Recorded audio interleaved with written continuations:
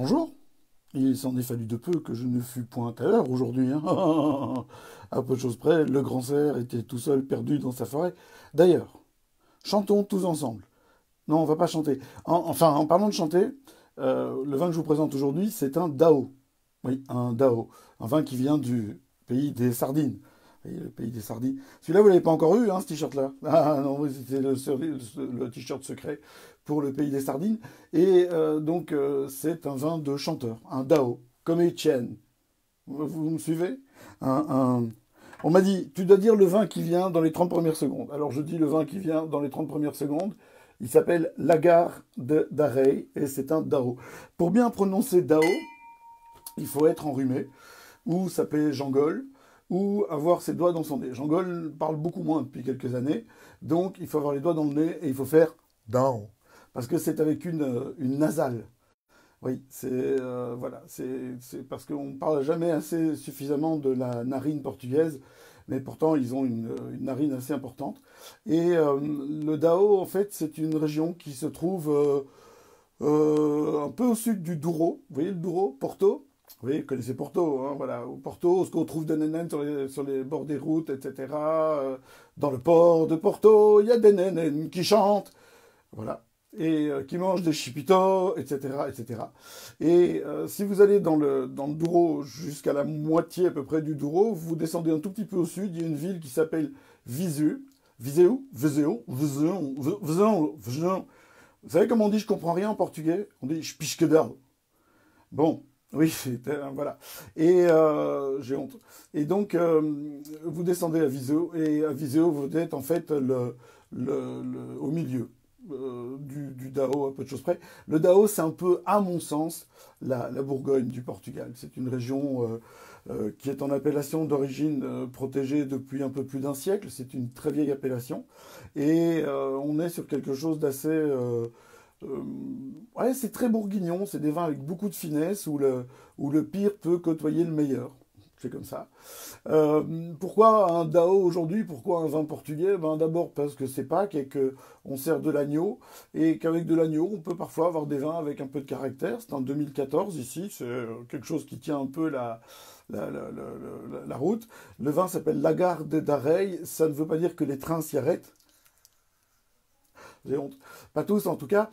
La gare de Dareil, c'est la cave, le lagar, c'est le cellier, et Dareil, c'est la quinta, quinta de Dareil.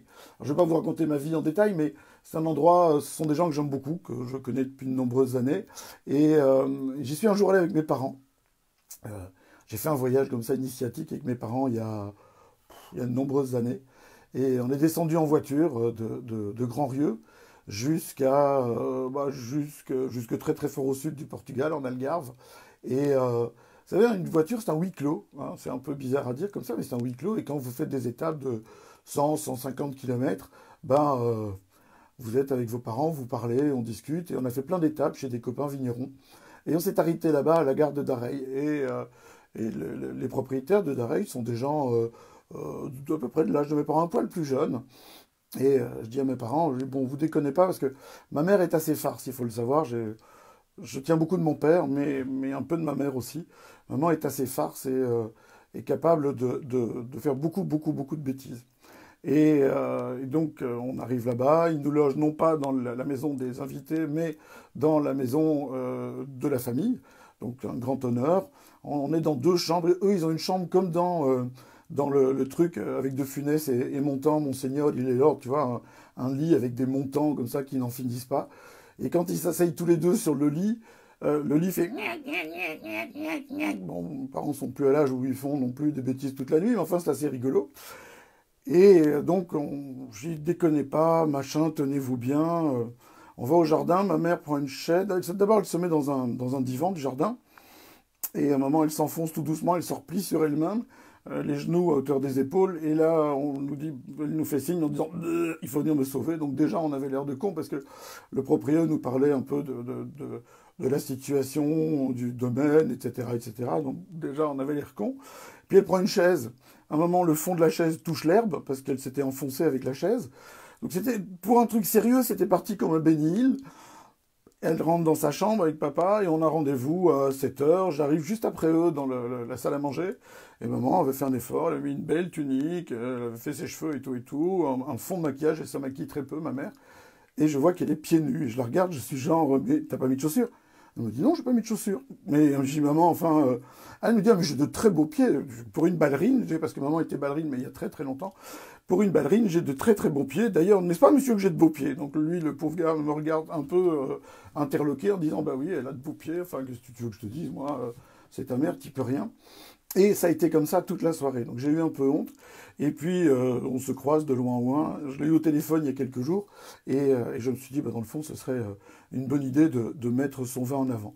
Alors le Dao, donc celui-ci, aujourd'hui, le Lagarde d'Arey, qui vient du Dao. Le Dao, c'est la région où on a le terroir de définition pour un cépage qui est le cépage le plus connu au Portugal, qui s'appelle le Touriga Nacional.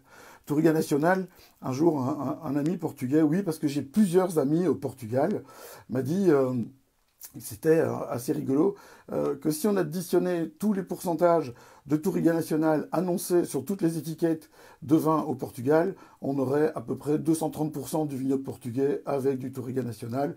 C'est un peu comme le Tempranillo en Espagne, c'est un peu le cépage étendard que tout le monde veut revendiquer, etc., etc. Ici, Darey, c'est un 2014, un vin qui a un peu évolué. Et on est à cheval sur deux générations, puisqu'on a le père que je connais depuis plus longtemps, et puis maintenant le fils qui s'en occupe depuis pas mal d'années aussi d'ailleurs. Et ensemble, ils développent une gamme assez intéressante de vins, je dirais modernes, sans avoir perdu leurs racines. On sait qu'ils viennent du Dao, ils ont du caractère, ils sont en finesse. Alors, aujourd'hui, mon caméraman fait une grève sauvage, donc je suis tout seul. C'est pour ça que la caméra tremble. J'ai pas l'habitude de faire ça tout seul. Et donc, en plus, étant gaucher, je dois me servir à la main droite. Enfin, c'est un enfer. Vous voyez que la robe est relativement soutenue. Pour un 2014, il n'y a pas de trace d'évolution du tout. C'est travaillé en bio d'Arey. C'est un domaine qui est sublime. C'est un domaine qui est magnifique. Près d'un lac. Enfin, ils ont fait un travail de fou pour planter les vignes. Et on a plein de fruits dedans. On a plein de fruits, mais on a aussi une note épicée bien marquée. On a un côté poivre, on a un côté cannelle, on a des choses dans ce style-là, clou de girofle. C'est une palette aromatique très très large. Ce sont des vins qui coûtent pas très cher, ce sont des vins qui sont, je pense que c'est aux environs d'une quinzaine d'euros la bouteille. Vous les trouvez sur internet dans une boutique qui s'appelle desolar.be ou .pt, il faut que je vérifie, on le mettra dans le post. Et qu'est-ce qui est moins pire qu'hier, John? Oui, hier mon caméraman dormait, oui, c'est pas de ma faute s'il s'endort debout. Hein. Aujourd'hui je fais ça tout seul et ça demande beaucoup de travail. Donc je disais... oui, j'ai une tête de panda aussi, il faut que je dors la nuit, mais je travaille aussi un peu pour le moment. Enfin, j'essaye en tout cas. Donc, je disais que ce Dao, je l'aime beaucoup, vraiment. Pour moi, un vin, c'est une histoire. C'est pas juste une étiquette comme ça, c'est pas juste un prix, c'est pas juste une région. Un vin, c'est une aventure humaine. Et quand on parle de vin, nous, sommeliers, on vous raconte des histoires, on vous vend des cartes postales, en fait. Et quand vous achetez du vin à un producteur, quand vous achetez du vin dans un salon, quand vous achetez des trucs comme ça, vous n'achetez pas du vin, en fait, vous achetez des histoires. C'est là que c'est vachement meilleur, hein, on est bien d'accord. Donc aujourd'hui, pour se rappeler qu'il faut rester confiné chez soi, j'espère que vous n'avez pas invité toute la famille pour faire Pâques, la chasse aux œufs. Moi j'ai fait une chasse aux œufs dans mon salon, tout seul, ce midi, avec les bons vivants. Si vous allez sur la page des bons vivants, vous verrez, c'est assez rigolo, enfin rigolo, étrange. J'ai chassé l'œuf donc que j'ai caché moi-même dans mon salon. Julien a caché l'œuf dans son magasin et on s'est retrouvés ce midi. Et donc on ne s'est pas retrouvés ailleurs. J'espère que vous avez fait la même chose parce que vous avez vu comment c'est barré. On est parti là jusque tard. Et à mon avis, on va passer nos vacances en Belgique. Bon, pour l'Ardenne, c'est compliqué parce que les Hollandais ont tout bloqué, mais comme ils ne pourront pas passer la frontière, ça va être le moment de récupérer tout ce qu'ils ne pourront pas réserver. Et donc, on va chanter une chanson portugaise. Non, j'ai arrêté. C'est un truc, moi, le portugais en chanson, c'est pas idéal. Et c'est un comment je dirais ça? C'est parce que je vous vois défiler en même temps vos commentaires. Je voyais Yves Delvaux qui est au Sénégal, qui nous regarde depuis le Sénégal et qui dit on cherche tous des souvenirs pour combler notre stress. Je pense qu'effectivement le vin aide à combler le stress, peut-être, mais c'est euh, c'est aussi effectivement un album souvenir. C'est quelque chose. On rencontre des gens. J'ai traversé le monde, j'ai fait le tour du monde grâce au Pinard, à rencontrer des gens, à raconter des histoires, à parler un langage commun, bien plus commun que le cinéma ou la littérature ou des choses comme ça. Parce que quand on parle de cinéma ou de littérature en venant de Belgique, pour parler de ça avec un Australien ou un Chilien, il faut parler de trucs un peu particuliers. Donc. De blockbuster, tandis qu'en vin, on peut parler de ce qu'on déguste et se raconter des histoires tout le temps. Donc j'en reviens au Pinard d'aujourd'hui, la gare de Dareil. Ne ratez pas cet arrêt-là, parce qu'il y a la gare du Nord, il les a tous, hein, je peux tous les faire. La gare de Dareil, c'est la contre-étiquette, vous avez tout là-dessus. Et c'est Tintaroris, Alfrecheiro, Jean et Touriga National. Enfin, dans l'ordre, Touriga National, Jean. Jean, ça s'écrit comme Jean pour un dyslexique. Hein. Alfrecheiro, on trouve dans la littérature, parfois en nomenclature, on l'appelle Alfrecheiro Preto.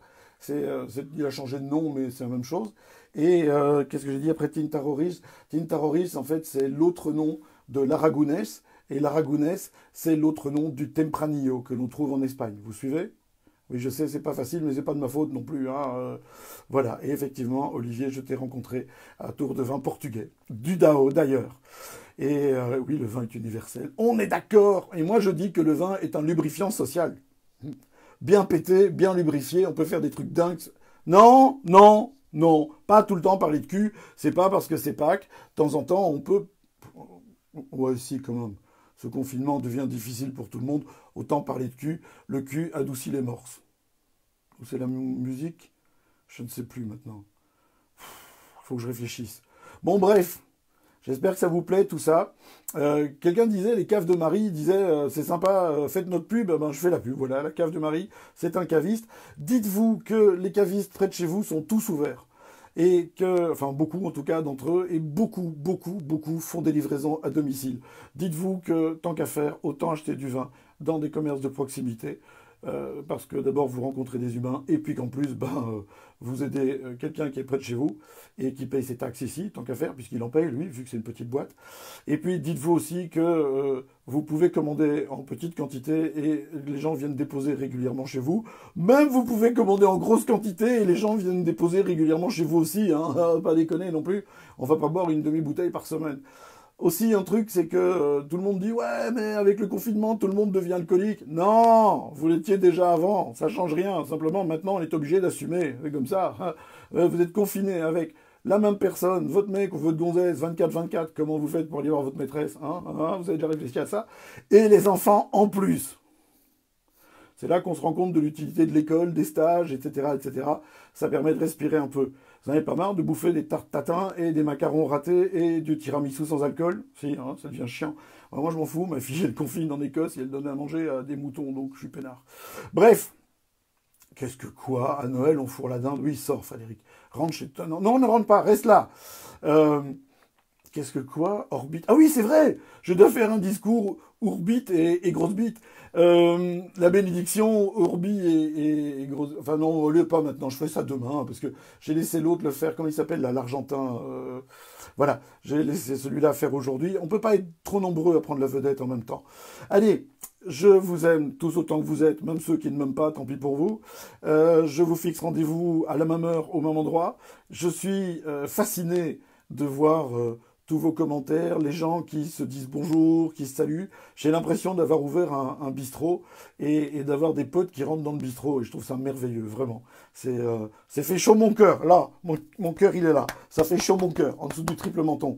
Et alors, pour répondre à Marilyn, comment va ma bière? Ma bière t'emmerde. Non, c'est pas vrai. Elle va super bien. Comment dire? C'est-à-dire que j'ai mis les levures à chaud. Et donc, j'ai dû remettre des levures à froid.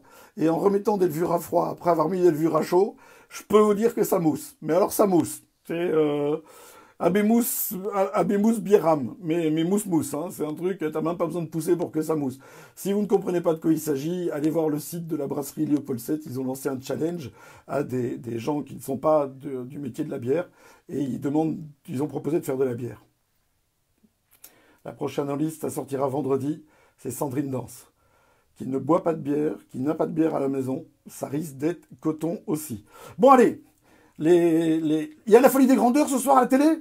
Bon ben alors je vous laisse, je vais me préparer à la folie des grandeurs. Monsignor, il est l'or des célèvres. Il en manque une. Et voilà, et vous connaissez le truc. Allez, non, on peut pas savoir où j'achète mes t-shirts. Celui-là vient directement du Portugal, de l'aéroport de Lisbonne. En fait, la marque est là quelque part. Voilà, la marque est là. Tu la vois? Voilà. Donc, mais après, c'est fini. J'ai fait le tour de ma collection. Moi, j'ai de quoi tenir 3 semaines à peu près. Hein. J'en ai donné une grande partie dédicacée avec des traces d'ADN sur le bord du t-shirt. Quelques admiratrices en folie. Pas facile la vie d'un sex symbole, je vous raconte pas. Allez, je vous embrasse. À demain, même heure, même endroit. Soyez heureux surtout. Et quoi que vous fassiez, confinez-le bien. À demain. Au revoir Sylviane.